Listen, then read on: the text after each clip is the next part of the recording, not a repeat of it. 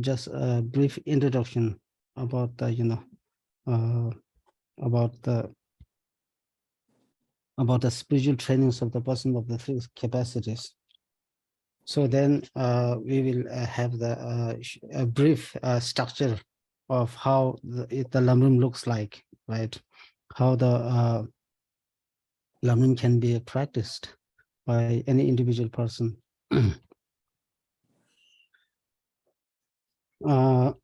Then after this introduction, then I think we better start with this text, liberation in the palm of the hand from the day one, right? Which is the first chapter.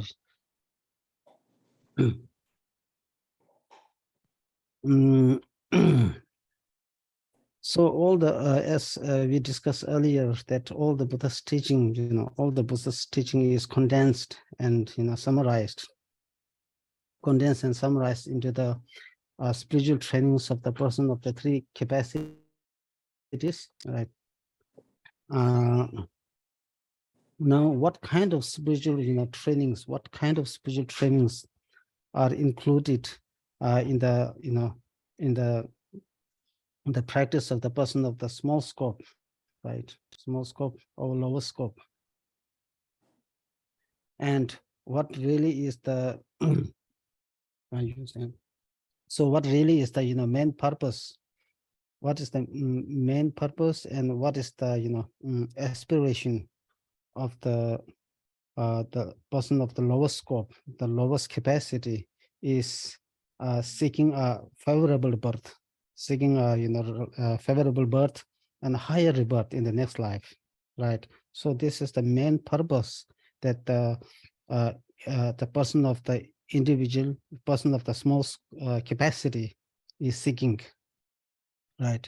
So in the spiritual training of the person, the small capacity, what are the practices? What are the spiritual trainings mentioned or being taught?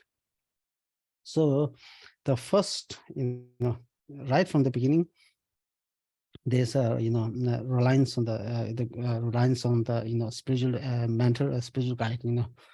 So this we don't discuss for the time being, and because although this is not actually the real practice, and although this is of course necessary in all the spiritual trainings, but in the actual spiritual training of the person of the lower scope, the first begin with the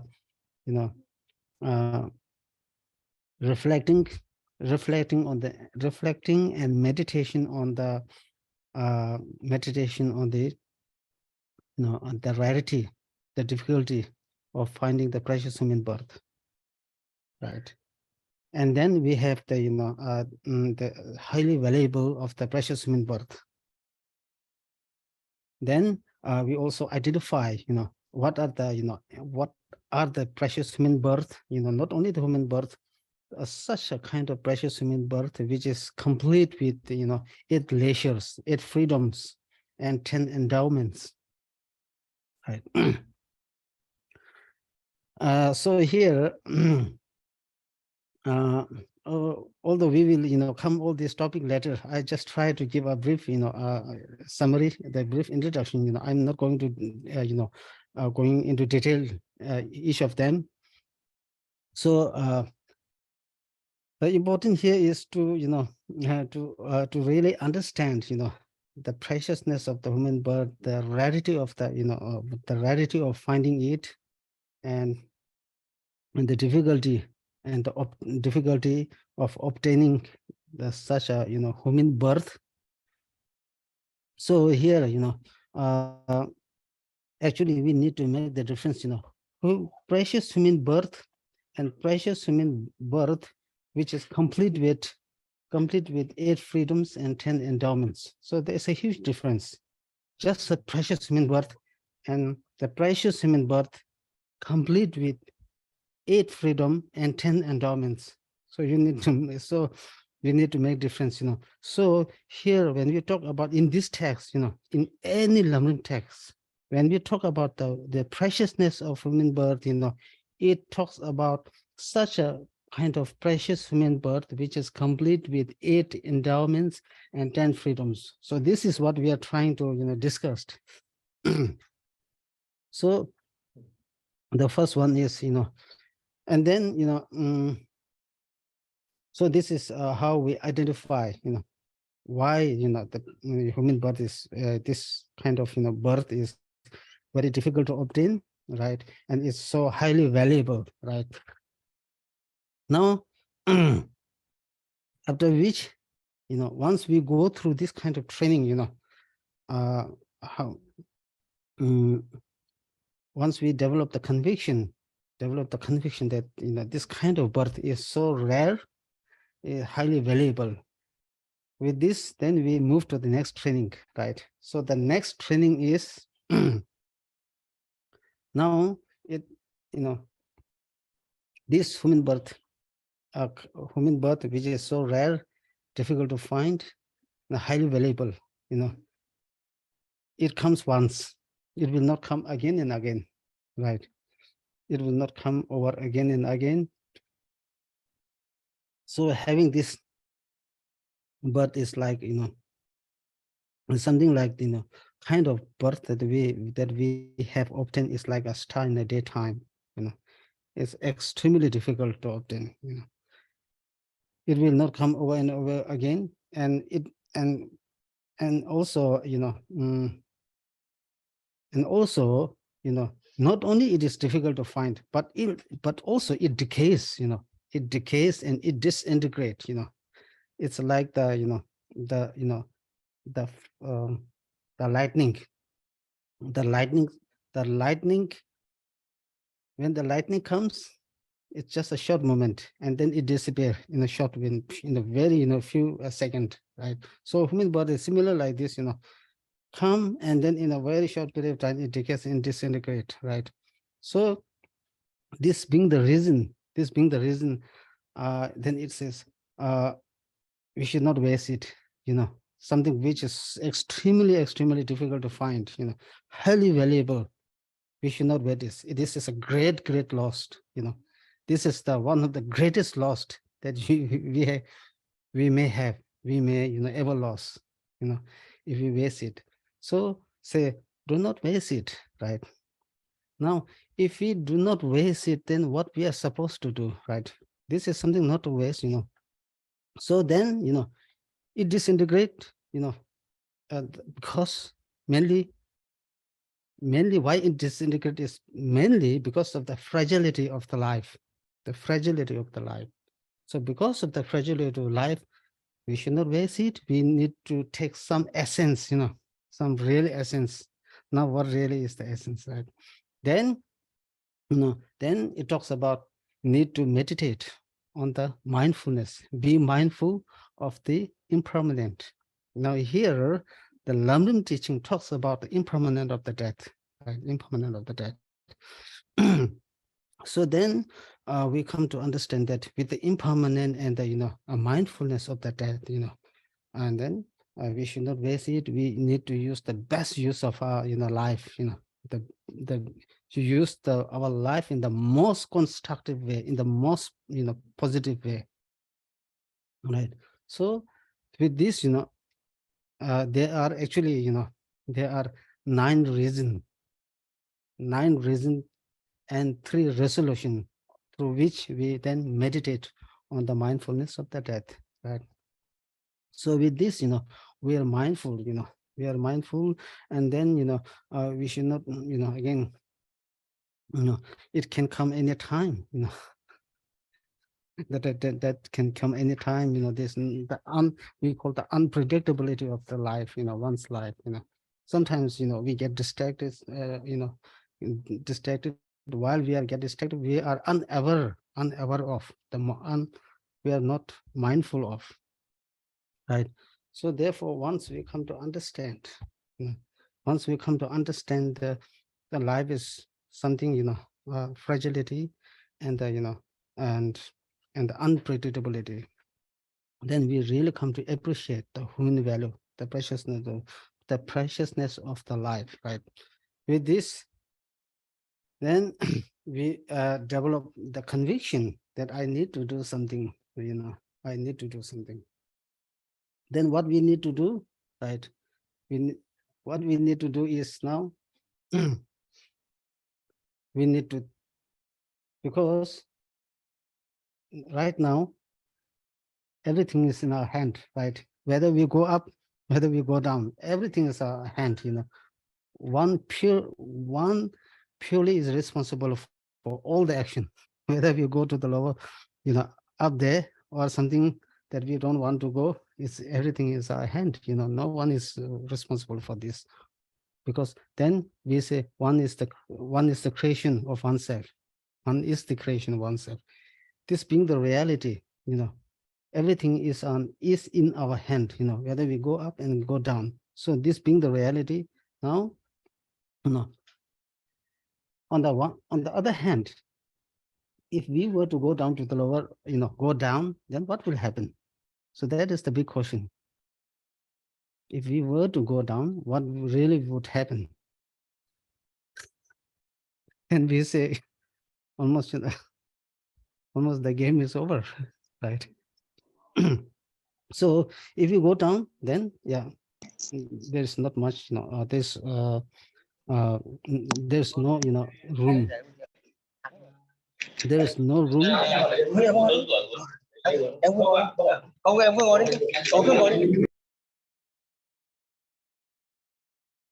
So there's simply no room for doing a lot of positive things, right? So if now, in order to prevent, falling into the, falling into the unfavorable existence, one need to, reflect. One need to meditate on the, the suffering of the lower limbs, right? Suffering of the lower limbs. So sometimes we may wonder, what really is the benefit, there, reflecting oneself, uh, uh, suffering on the, reflecting and meditating on the suffering of the lower limbs, it has huge benefit. It really has huge benefit, tremendous benefit. And so later on, we will discuss, later. I don't want to go, what kind of benefit like this. So we develop, we see the benefit, right? We see the benefit, and we also don't want to go there, right? Because we ourselves, feel the suffering of the lower limbs. So we develop some kind of experience. Based on this experience, what happens is we really want to get freedom from this, the suffering of the lower limb. We really want to seek freedom from the suffering of the lower limb. With this, now, if we really want to, get ourselves out from the lower limb, can we get ourselves liberated? Can we get ourselves, freed from this lower limb? Then, yeah, we say, right now, uh, I have such a favorable, existence, right? I have such a favorable human birth. And then when we try to see, who really has the, potential, who really has the power to, save us, then we see the three jewels: Buddha jewel, Dharma jewel, Sangha jewel, has all the, full potential, the full power to save us, right? So therefore, the next training is how taking a refuge, how to go for refuge in the three jewels. So training in the, taking a refuge is the next training, right? So with this now, we, then we sincerely take a refuge in the three jewels, right? You're taking a refuge in the three jewels is not something, not something, uh, um, not something, mm, it's not just a fabricated, right? It's just a pure, the sincere wish to take a, take a refuge in the three jewels. You develop a sincere wish, right? Why? because you really develop, because you felt it. You felt and you experienced the suffering of the lower limbs. And you don't want to go there. And out of the fear, you take a refuge to the three jewels, right? So your wish for taking a refuge is so intense, so pure, so pure. So with this, now we take a refuge in the three jewels, right? Now, what? Now we take a refuge in the three jewels. Now what we need to do is, now the three jewels set. Now what is the Buddha? You see, the Buddha is the teacher. The Buddha is the true savior. Buddha is the some like the teach. He teach the right path. He teach the right path, and Dharma is the So the Buddha Dharma jewel that we need to cultivate. Buddha show everything, and we need to cultivate. If we don't cultivate, then it just remain in the cloud, right? So we need to cultivate it, right? So finally, therefore, everything is in our hand, right? So we need to cultivate. And how do we cultivate? How do we cultivate? Buddha, how do we cultivate? Cultivate is, now Buddha said, do this, refrain from 10 non-virtuous actions, observe and guard the 10 virtuous actions. With this, then we come to understand the law of karma, right? So the law of karma is the next training. Law of karma is the next training, right? So, law of karma, we train. In the law of karma, we refrain from all the negative actions. We, sincerely observe all the virtuous actions.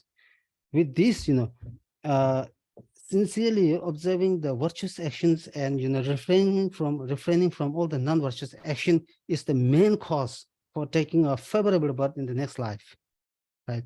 So if you see this training, one build up, it's a like staircase, staircase and stairway, right? We proceed, or step by step, so finally we create all the causes and conditions, right, to take to achieve a favorable rebirth in the next life, right? So this is the spiritual training of the person of the lower scope, right?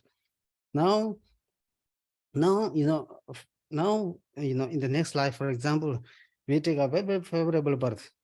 We may have taken a very favorable birth. Now what to do? Right, right now we have all the precious, we have, we have such a kind of birth which is complete with 8 freedoms and 10 endowments, right? In this very, in this very birth, precious human birth, now what we are supposed to do, right? Now what we are supposed to do is, now one need to now now one need to try one try to achieve the liberation, right? Liberation means, it's you know it's the total, total, total freedom, the total freedom from the endless suffering, endless pain, right? Or total freedom from the all the delusions, right? So that is what is called as the long lasting, and sometimes called as an everlasting nirvana. We call nirvana, right? Nirvana.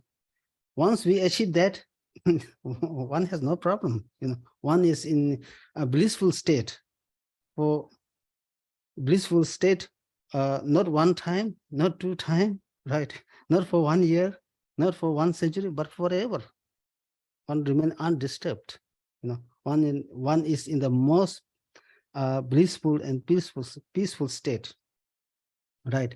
Now, in order to achieve this, this kind of state, the total cessation, the total freedom, the total blissful state or joyful state, the everlasting, joy. How to achieve this is, the achievement of this state is mainly done through the two ways, right? Now, this is the spiritual training of the person of the medium scope, right? Medium scope. Because in the lower scope, you are not satisfied. You have obtained the precious human birth. That's it, Now you need to do more. What you can do more. The only thing that you can do more is trying to achieve the highest form of, liberation, the state of liberation, right? So that is the achievement of this is done by the two methods, right? One is how the 12 links of dependent origination, how the 12 links of dependent origination make a circle and revolve in the samsara again and again, endlessly. Like it is like, it is like a wheel, the wheel, continuously turn, without stopping. So, taking a rebirth, continues like this without any stop, this is the beginning, this is the end. There's no such thing. It will continue, right? So through the 12 links of dependent origination, how we circle in samsara endlessly, continuously. So this is number one. And then by reflecting, being mindful and by, meditating on the 8 types of suffering, 6 types of suffering, 3 types of suffering, then we see the defects, we see the flaws, we see the shortcomings of the samsara, right?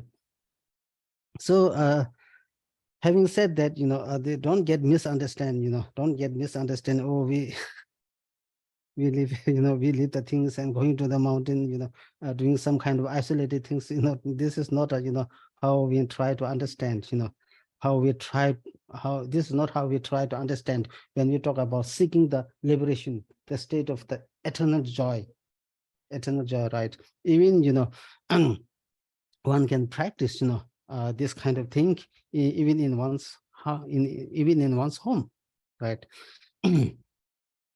So with this, then this is the spiritual training of the person of the middling scope, right? Then the next one is, now, is it enough? Now it says, is it enough? Because now, for example, you have, say, you have achieved the liberation, you have achieved the moksha, you have achieved the nirvana, you have achieved the eternal joy, eternal peace. Now, it says, you should not feel satisfied. You should not feel satisfied. Now you need to do something more.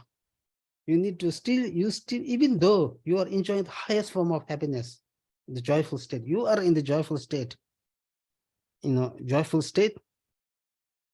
Again, this is not enough. And then what we need to do more is, then we say, all the beings has been once mother. All the beings has been once mother, right? So therefore, for example, like your present mother did everything for you. Say your loved one, the closest person, the dearest one, or your, most loved one, right? Mainly, one's mother, and then there are some, father can be also included. That person in this world life, they did each and everything, right? They're the greatest kind to you, right? Similarly, all the beings has done the same thing. The only difference is time, time matter, time factor, time factor. All the beings has done these things. Now, all the beings has done the greatest, kind, done the, grateful to you. Now, it is your turn to return back. It is your turn to repay the kindness. If you don't do this, and then what we call as, you are ungrateful person. Yeah. In our day-to-day life, we say, right? So we are considered as ungrateful person because we don't know how to repay the kindness, right? So one need to repay the kindness of, all the mothers, right? Now to repay the kindness, what we need to do to repay the, to repay the kindness in fullest, you need to become Buddha. You first need to get enlightened oneself, right? So therefore, in order to achieve enlightenment, first of all, one need to develop bodhicitta. One need to develop the mind of enlightenment. One need to develop the altruistic mind, right? The altruistic mind is the wish to become enlightened oneself for the benefit, for the sake of all. That is the bodhicitta or bodhitam, right? So now, how to cultivate the bodhicitta, right? Now how to cultivate the bodhicitta. So the method for cultivating the bodhicitta is well explained in the spiritual training of the person of the high scope, right? High scope. So therefore, what are the methods which helps to train, to develop the sense of bodhicitta, right? Bodhicitta. Now here there are two methods, right? There are two methods. One is we call sevenfold cause and effect instruction. First, what are the sevenfold? Recognizing all beings as one's mother, remembering the kindness. Number two, repaying the kindness, and then the unconditional love, right? Unconditional love, unbiased compassion, right? Unbiased compassion, and then unbiased compassion, and then there is the sixth one, bodhicitta. Sixth one, bodhicitta. That bodhicitta, that bodhicitta is not actually, not the real, similar like bodhicitta, right? Similar like bodhicitta. And then after that, you develop the bodhicitta.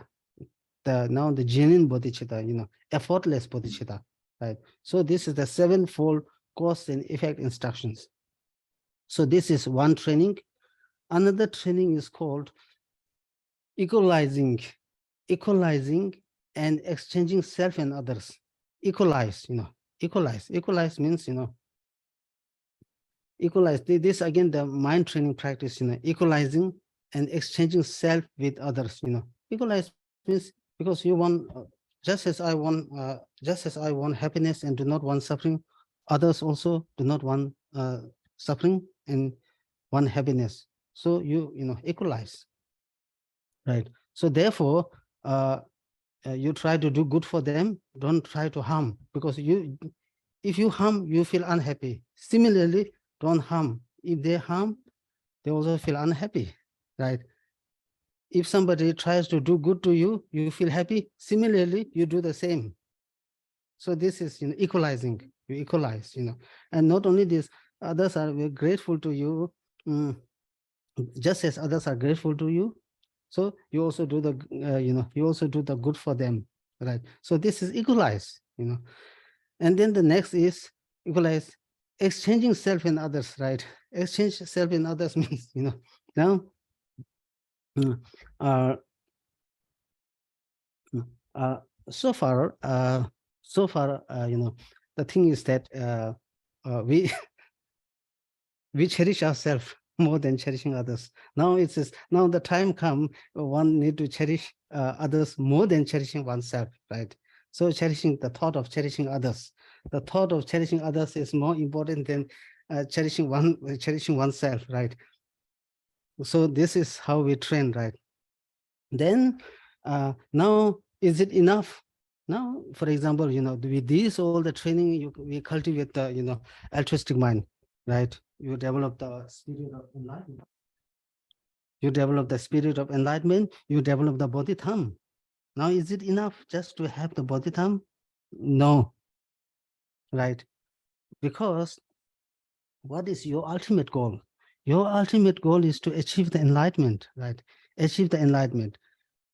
If you are looking forward to achieve the enlightenment, you have the long way to go, right? You have the long way to go, and then there are obscuration, obscuration to achieving enlightenment. What really is the obscuration?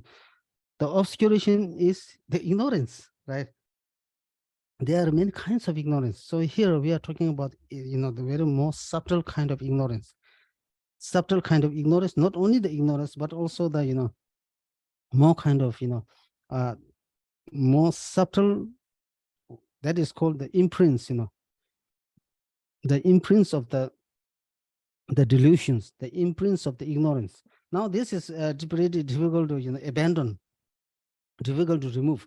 Now, in order to remove this, you need the wisdom of emptiness, the wisdom of emptiness to remove totally, to remove, entirely. You need a powerful wisdom. We need a powerful wisdom. Is wisdom alone is not sufficient. Wisdom alone is not sufficient. You know, the wisdom supported with the, bodhidharma, wisdom supported with the bodhidharma, the wisdom supported with the merit, this wisdom become very powerful, and then it finally destroy all the grasping, all the delusions, all the, ignorance. And then in the very second moment, here you go, you are enlightened person, you are Buddha. So this is how we train, step by step, not right away to tantra, right? So this is, step by step process. So I will uh, then uh, then with this, then, then we, gradually, then we, practice, some kind, some vajrayana practice, like, the deity practice, right? Deity practice, like we can practice the action tantra, after you know we need to develop the sense of renunciation. We need to develop the, the bodhicitta. We need to develop the, wisdom. With all this good understanding, we really need to have very good understanding. At least, if we are not able to cultivate, the something, cultivate the genuine experience, at least we need to have some understanding and experience, right? With this, then we practice later on vajrayana teaching, right? Now vajrayana teaching, like for example, right, um, for example, like what is called as deity practice, deity practice, Avalokiteshvara, the Konyin, Amitabha, the Thara, and then there are so many, deities, so many deities. Now, the uniqueness of practicing the, the deity practice in the lower tantras, in the lower tantras, is that in a single mind, in the single mind, you can practice, the two merit. Uh, it is called, you know, the yoga, the yoga of the profundity and the clarity, right? The yoga of the profundity means refers to emptiness. The clarity refers to the deity and the mandalas. So the deities and mandalas in a one single mind you can practice, where you are able to complete the two merits simultaneously. In the sutra, what we discuss in the, for example, in the sutra vehicle, this practice is not presented. It's not there. Only in the, lower tandas. This right. So the practice is a little bit more profound in the action tantra, and then in the high yoga tantra, then, mm, okay, just a brief introduction. In the high yoga tantra, uh, because right now when we are awake, we have all the gross mind, right? You have gross mind. This is what we call as a waking state. The gross mind at a waking state. Then after, but then what happens is, as we go through the process of dying, they are more subtle. The mind becomes more subtle and subtle. When we take birth, the mind becomes more grosser and grosser. When we go through the process of death, the mind becomes more subtle and subtle, right? So, so you know, so there's very subtle imprints, very subtle imprints left over in this, mind, very subtle mind. So you need to destroy this subtle, need to destroy these subtle imprints. Now, in order to destroy these subtle imprints, you need a very powerful mind, the most powerful mind. Just gross mind, it does not work. You need the most powerful mind. That is now the clear light mind, right? this clay light mind now mainly talk, in the highest yoga tundra. In order to cultivate, you need to, uh, cultivate the clay light mind, right? To cultivate the clay light mind, you need to, you need to gain control over the winds, subtle winds, because subtle winds are the, responsible for creating all the, troubles, for creating all the rebirth, right? So, so, one need to control this, the, subtle winds, you know. So it is only through controlling the subtle winds, then, clay light, one is able to manifest the clay light. So once the clear light is manifested, this clear light is transformed into spiritual path, and then finally it destroys all the obscurations. Then one achieve finally Vajradhara state. So this is the short story, short story of the highest, the spiritual training in the highest yoga tundra. Right. So this is the brief understanding and overall, understanding, the brief summary of the spiritual trainings. Right. Now, mm, now with this, I think I will go through this text, right? The liberation in the palm of your hand.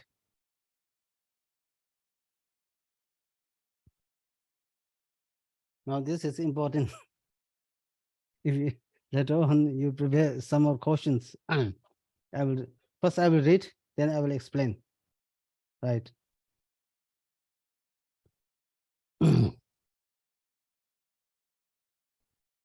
Okay. Chepchi, Chepchi Pabunga Rinpoche, Chepchi Pabunga Rinpoche, a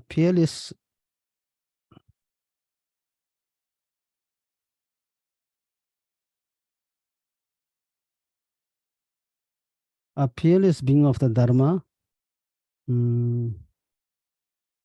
spoke a little in spoke a little. That is small. Okay. Actually, yeah, Master Tsongkhapa said, Pabanga said, Master Tsongkhapa, Pabanga was quoting Master Tsongkhapa's statement, the great Tsongkhapa, the Dharma king of the three limbs, that said, this opportune physical form is worth more than a wish granting gem. You you only gain um,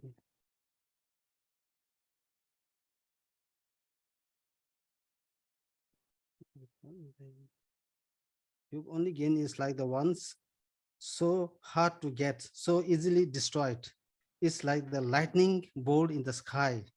Contemplate this and you will realize all worldly actions are but without chaff, and night and night and day you must extract some essence from your life. The yogi practice in this way, you uh, you wanting liberation, do the same.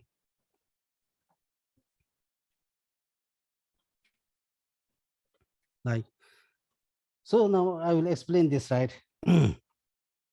This verse, and then later on I will read, this operation physical form is worth more than the wish granting gem. So this precious, as we discussed, right, this precious human birth is so difficult to find, is worth more than the wish granting gem, right? So in early times, there's a more wish granting gem. There's a precious, gem. What happens is, if you this precious gem, if you you know if you tie it on the if you tie it on the victory banner and raised and make the supplication, make the prayer for it, whatever you get, whatever you wish, whatever you desire, all that you are given, all the things you get, each and everything. If you pray for this, wish granting tree. In early times, the wish granting tree, there's a wish granting tree. but then later on, this wish granting tree no longer is come to exist, right? Then this precious human birth is more than the wish granting tree, because this precious wish granting tree, yes, it helped you to dispel the poverty. It helped you to dispel maybe the poverty of thousands of people. It helps to dispel the poverty. So the only function that this wish granting tree does is to dispel the poverty. However, however, this precious human birth, which which surpasses the wish granting tree, because in this precious human birth, what we can do, right? What we can do is, uh, you know, you can achieve higher rebirth. We can achieve higher rebirth on this precious human birth. You can achieve liberation. You can achieve enlightenment, right? All this you can do, we can do on this precious human birth. Whereas the wish granting tree cannot do this. Only the wish granting tree only do is to dispel the poverty. Whereas in this precious human birth too can do a lot and lot of things, lot of things, right? Now, for example, what are the causes? Again, we say, what really is the causes for taking the human birth? What are the causes for taking the precious human birth? uh, you know the causes for taking the precious human birth is, you know uh, observing the ethics. Observing the ethics is the main cause for taking the precious human birth. Now here we are talking about the kind of human birth which is complete with eight lashes. We will later talk about eight lashes and endowments, not this time. Eight lashes and 10 endowments, this kind of birth, right? So this kind of birth, we say, it's in order to achieve this birth, what are the main causes? The main causes for this is now, uh, first, observing the morality, observing the ethics. One need to refrain from all the harmful actions, right? So observing and guarding the ethics or morality, number one. Number two is engaging in the perfections, six perfections, engaging engaging sincerely and properly in the six perfections. So this is the second cause. The third cause is you make the stainless dedication, stainless dedicate, not for this life, but for the achievement of enlightenment of yourself, for the benefit of all.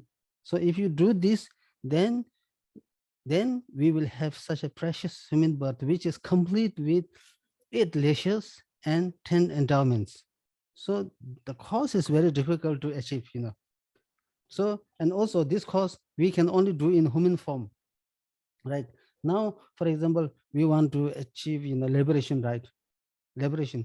Liberation, the most ideal form is this human form. The most ideal form, you cannot, we can, the achievement of liberation cannot be done in the animal form, nor in done in other, in the other world, in other, planet. Only in this human form, our human form is the most precious, is the most ideal for achieving the liberation. And then bodhicitta, the most ideal form for practicing bodhicitta is in this human form, which is complete with eight lashes and 10 endowments, right? And also now, the achievement of the, the achievement of the, we say, Vajradhara state, in the highest yoga tantra, achievement of enlightenment. The achievement of enlightenment is the most ideal is in human form.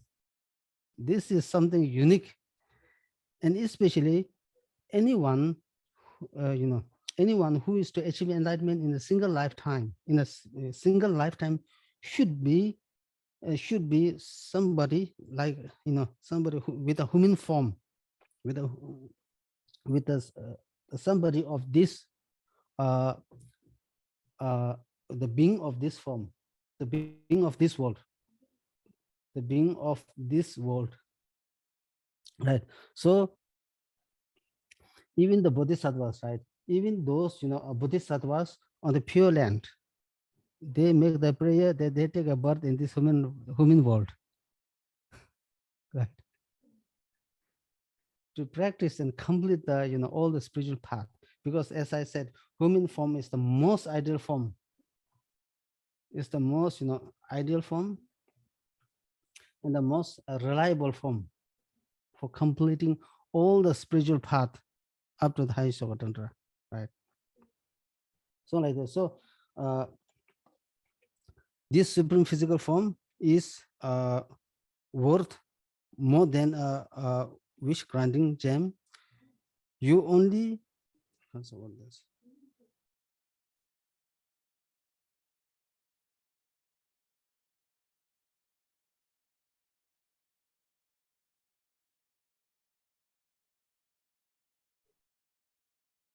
Mm.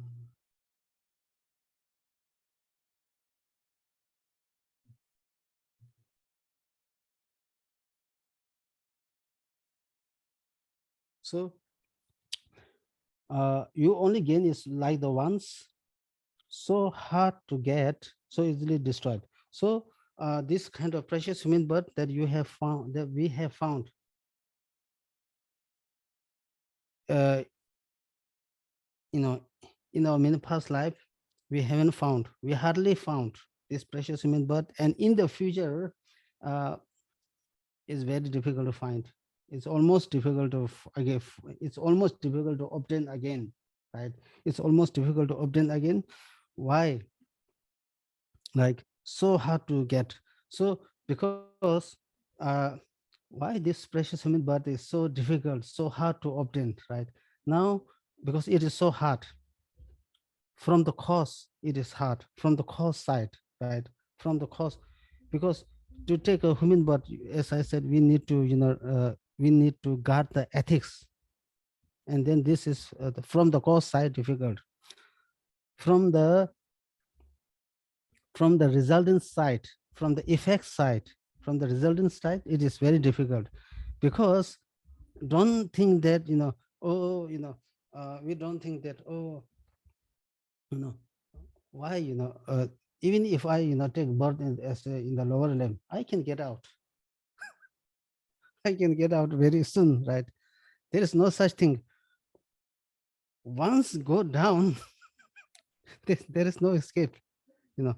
So like this, you know, taking birth from lower limb to lower limb, taking birth from the upper limb to lower limb is very easy. It is like, it is like, just throwing, it is just pushing the huge, rock from the top of the mountain. You don't need any effort. Just do it. It will come down, right? Now, taking the birth from the higher rebirth to higher rebirth, and from the lower rebirth to higher rebirth is almost impossible. That is like, somebody trying to pull up the, huge rock from the bottom to the Mount Everest, from the Mount Everest base camp to the summit of the Mount Everest. So that is, so that is very, very hard, right? So from the cause side is very difficult. Then uh, from the nature, it is very difficult. From the nature means, for example, can we, now in terms of population, right? Can we can we count the can we count the population of the human beings on this planet? Yes. How many population? Roughly, approximately 8 billion. Right? We say 7 billion or 8 billion. Now, can we count the population of the animal? Can we count the population on those animals on the land? We cannot count. And also, what about the animals in the oceans? We cannot count. It's so limitless, right? Now, what about the population of the hungry ghost? The population cannot be compared, to the animals. So limitless. Now, what about the population of the, the beings in the hell? Immeasurable, immeasurable, countless, right? So now, from this angle, from this perspective, then we understand that human is very difficult to find and obtain the precious human birth just by nature. If you compare with the your population of each other, we come to understand, right? So this is from the nature. Then from the example, there's a one turquoise, the blind turquoise, blind turtle, the uh, l- blind turtle in the ocean, blind turtle in the ocean, and there is in the ocean there's a one plank, the plank with a hole in the center. So the turtle, comes up on the surface, the head, comes on the surface of the ocean once 100 years, once 100 year, right? So so the current, sometimes the winds blow the plank on the right direction, the left direction, west, east, north, south. It move to every direction. And then the turtle get his neck on the surface once a year, and try to, can you imagine that the turtle's head get inside this plank, the hole inside the plank? It's almost impossible. The turtle in 100 years, I'm not talking about one day, 100 years, the turtle. So it's almost impossible, right? So from this example, we also come to understand the preciousness of the human life. And then if you have the handful of the grain, if you try to throw it on the glass, can it get stuck? It cannot get stuck.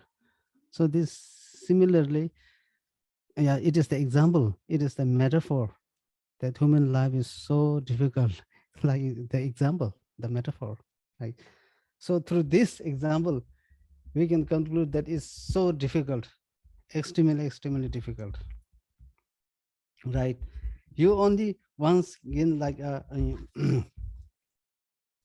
you only gain is like the ones, so hard to get.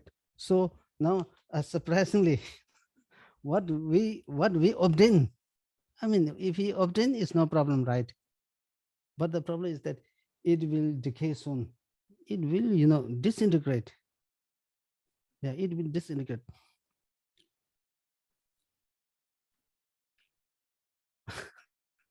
Right? We cannot guarantee, right? The child can go later, the elder people can go early, or the healthy person can go, healthy person can go later, the sick person can go early. There's no guarantee. There's no such rule. Anybody can go at any point of time when the unfavorable condition arises. So because of this, it says, you only gain is like the ones, so hard to get, so easily destroyed. So it can destroy anytime, anytime.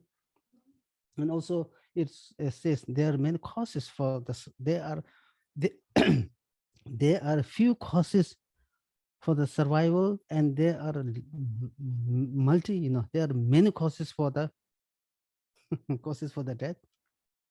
Like, even sometimes we call the medicine, right? Medicine and also the food, these are for survival. And sometimes food also become the food poisoning. The medicine also become sometimes bring another problem, right? So even the things that we consider as supporting our life sometimes become the poison, right? So there's no guarantee. So therefore, there are many causes, many causes for the death, and least causes for the survival. Mm. It's like lightning a bolt in the sky. So it's like the lightning ball, right? It comes and it goes. It comes in a short moment and it goes away. right? The lightning, the lightning comes in a very few seconds, and then it goes. It remains for a few seconds, and it goes in a few seconds.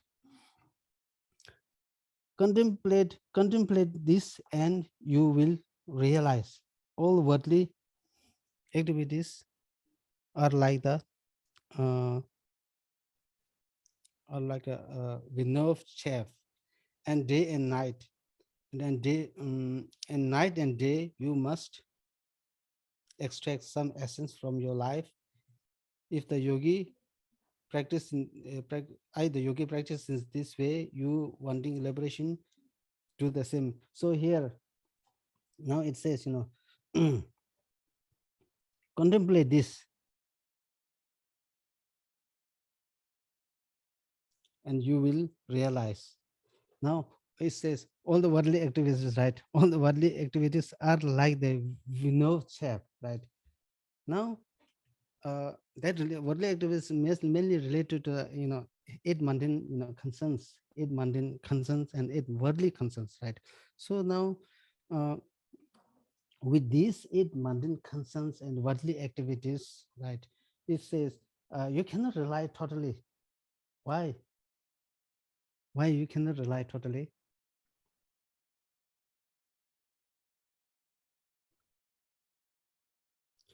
Because you cannot rely totally, because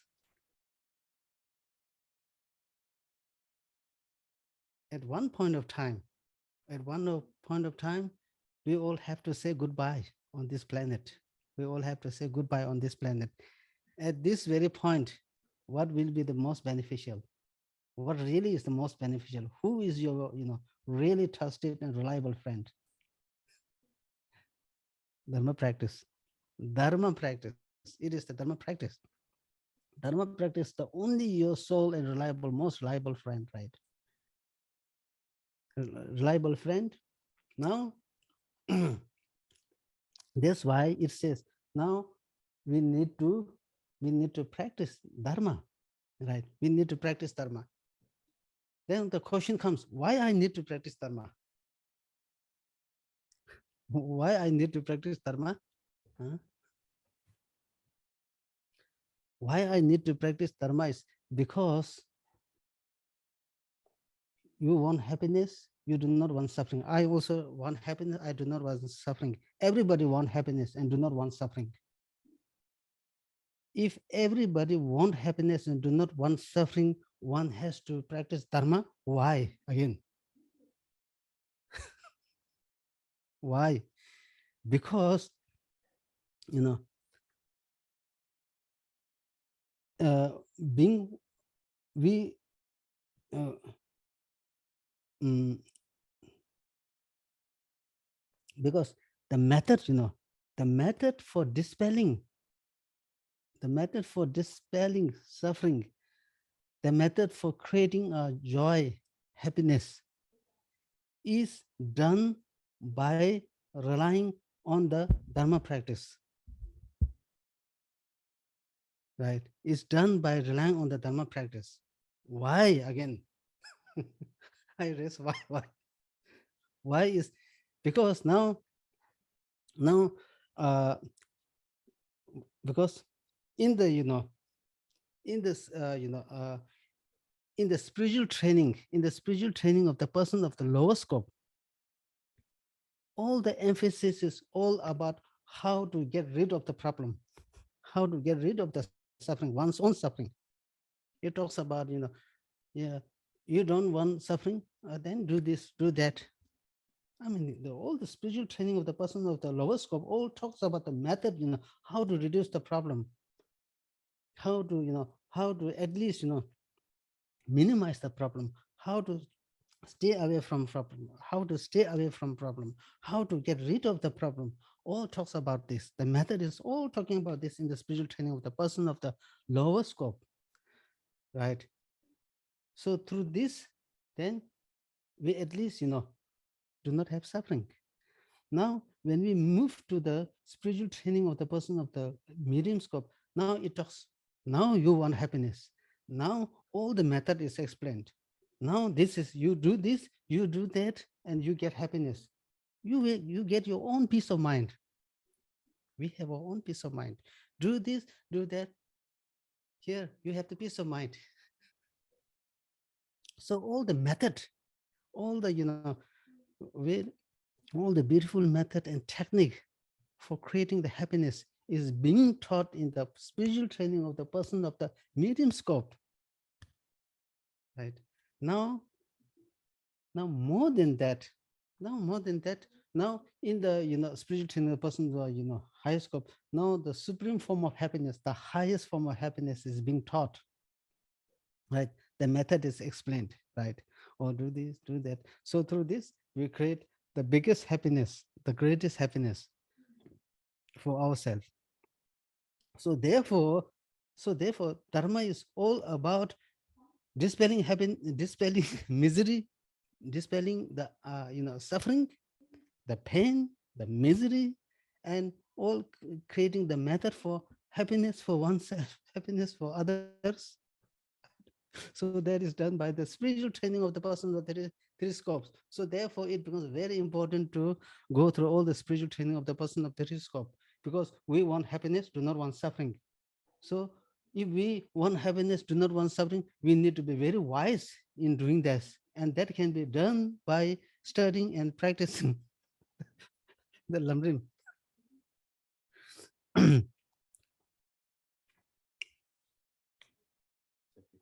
Huh? 850? I see, yeah. Okay. Okay, then I will complete this. Contemplate this and so then, yeah, these activities, not only these activities that we are doing, of course, I mean, we are not, we need to do all the some activities, right? Activities. But however, what he says is we should not totally, dedicated, totally dedicated and, uh, doing all this, activities, right? Activities. Because why is, because at the end, when we have to, when we have to, you know, uh, when you have to do the last breath, when you have to do the last breath, when you have to do the last breath, then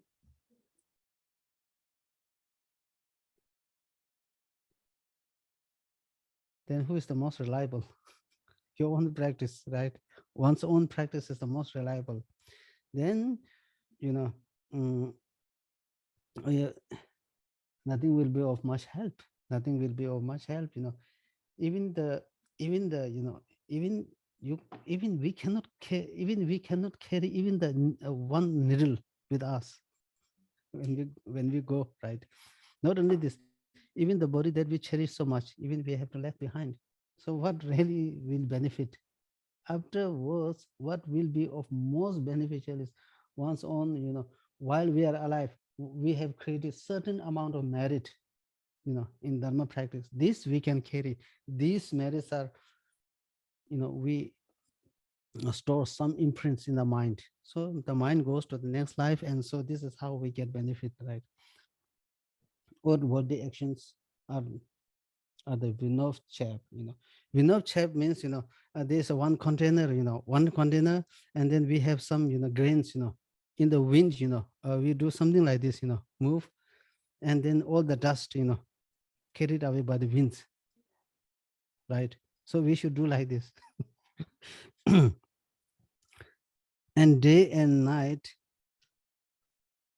and day and night, you must extract some essence from your life. So it says, day and night, you extract some essence from this life. What kind of essence, right? The essence, you can take the essence, the mainly by training in the spiritual training in the person of the small scope, medium scope, and higher scope. So this is how, one is making one's, life so meaningful, very, very meaningful, right? and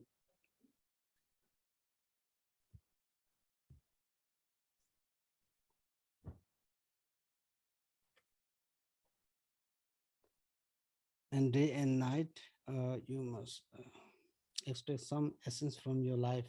Either yogi practice in this way, you should. So this is the so this is the short lamrim. This is the short lamrim composed by Master Tsongkhapa, right? So he say, so this is experiential song, right? Experiential song. So he, what he experienced, now he wrote, right? Master Tsongkhapa wrote. So I, the yogi, practice in this way. So you also, my follower, Master, you also are the follower of, Master Tsongkhapa's teaching. So you also follow do the same, right? Oh, what time? 8:20. Right now, what time? 8:20. When we stop? Yeah.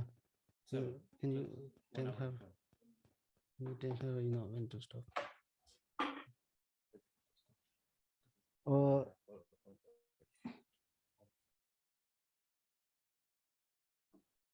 yeah, sorry, I was not able to, read quickly because the light, very strong light. Huh? Okay, then yeah, we stop. Yeah, we will continue later. Okay. Okay, yeah, I will dedicate.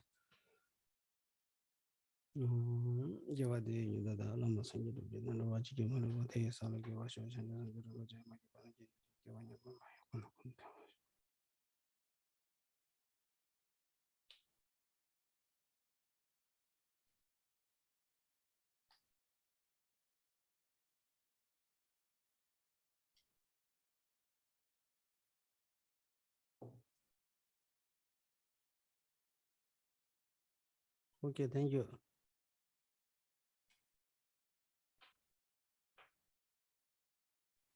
Thank you. Thank you.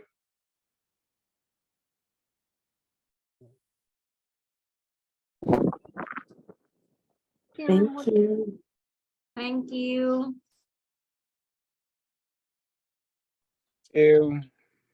Thank you ban tổ chức. Thank you thầy. Thank you Rinpoche. Thank you Rinpoche. Cảm ơn ban tổ chức ạ. Yeah, thank you ban tổ chức.